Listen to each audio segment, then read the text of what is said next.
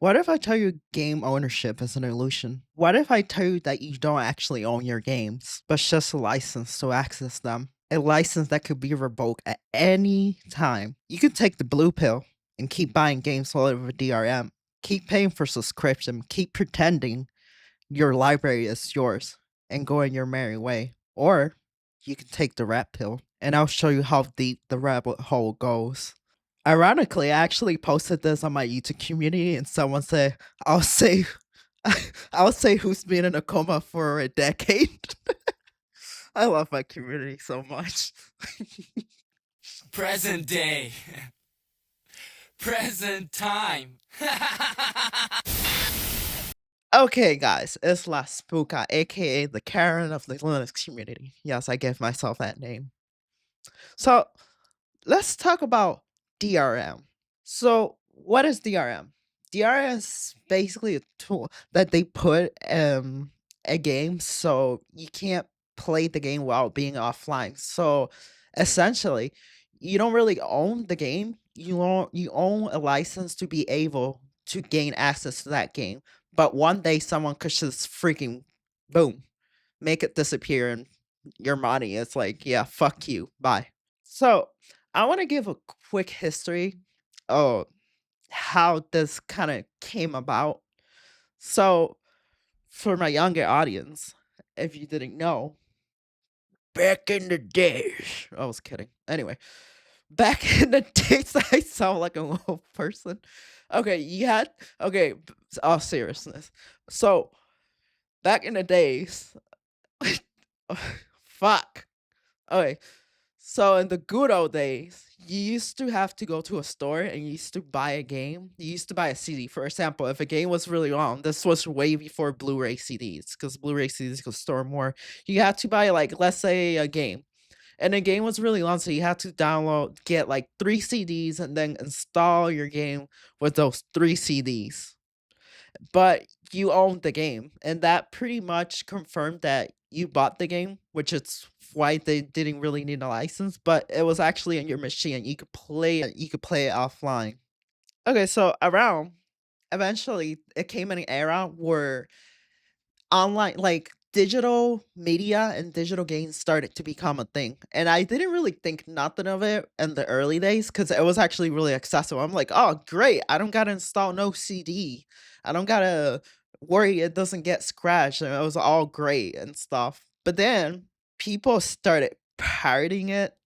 Okay, so that led to companies who actually having to put a license into like a key, basically, to let you have access. And eventually, this evolved into something, the DRM, of course.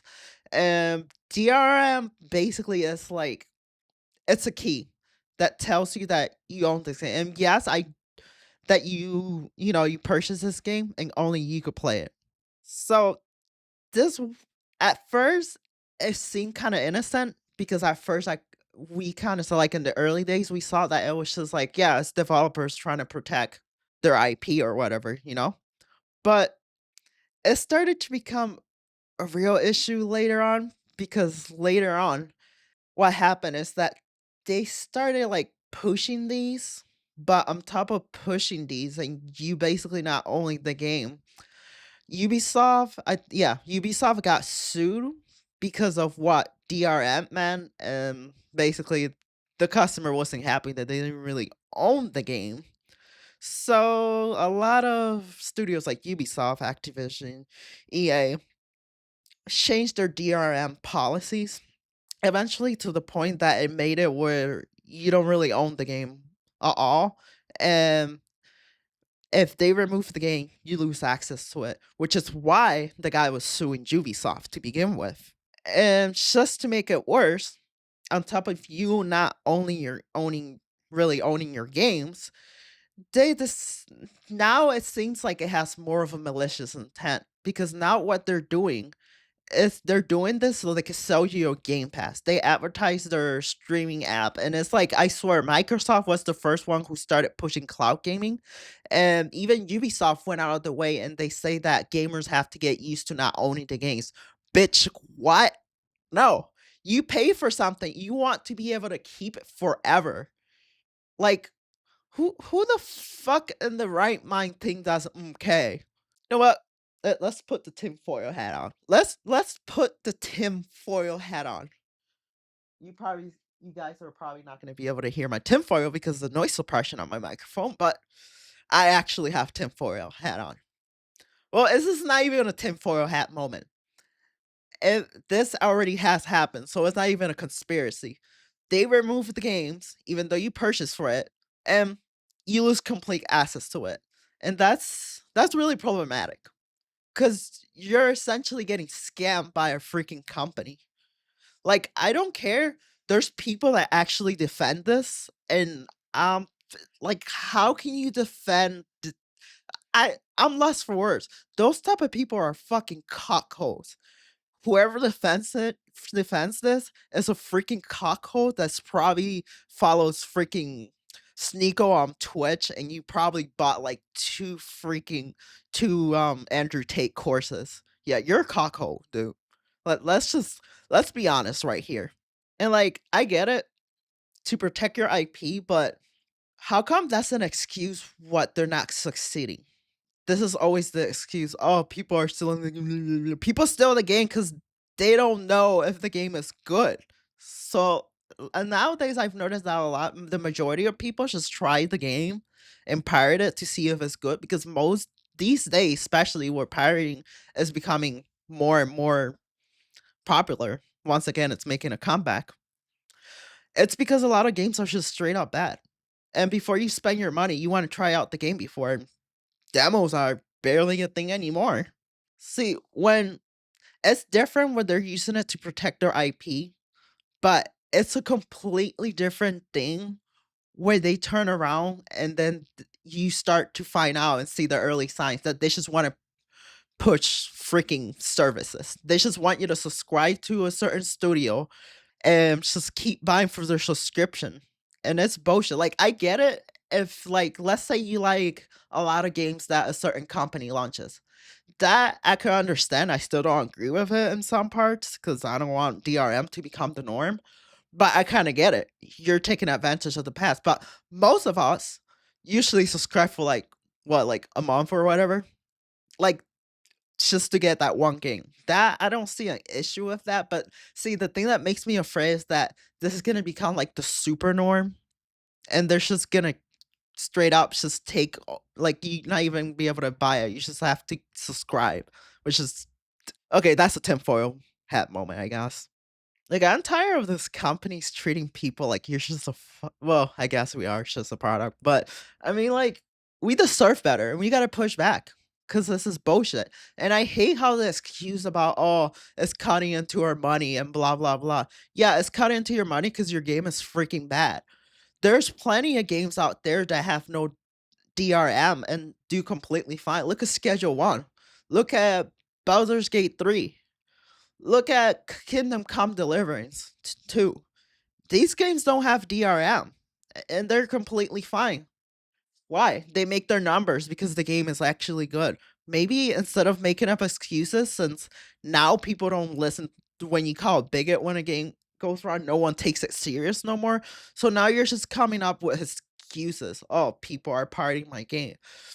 Just make a good game, you won't have that problem. I'm just tired of like seeing all these game studios and try to like pull this bullcrap, and it's just they treat us like we're some kind of parasites, like we should eat shit, like we're just gonna eat any shit we get thrown out. No. Rise up, gamers. Gay. Cause you're gay. No, no, that's horrible. I'm probably gonna remove that. I hate myself. And there's some people that say, "Oh, the CD, blah blah, the CD doesn't have anything." Actually, I'm gonna correct you on that one. There's a page called "Does This Play?" Does it play? And you basically look up the game, and it tell you the CD version, which one you actually have ownership, and it has no DRM that you can play offline. Keep in mind, some of these DRMs not only are fucking annoying because you're not annoying them, but in some cases even hurt performance because it's just bloating the game. And going back to that page I said, does it play? This page actually verifies whether a game that you buy physically whether it's straight up whether the CD actually has the game in it. And a lot of them actually do have the game. Essentially, what you're downloading, why you have to download stuff is usually like patches and stuff. But games like Cyberpunk, you actually own the game. You can play the game offline. Another way to test it is just try to play the game offline. And you play the game online, most likely, yeah.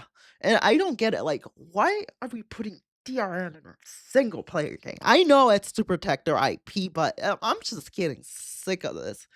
Like, they're just making more excuses to, like, not own anything.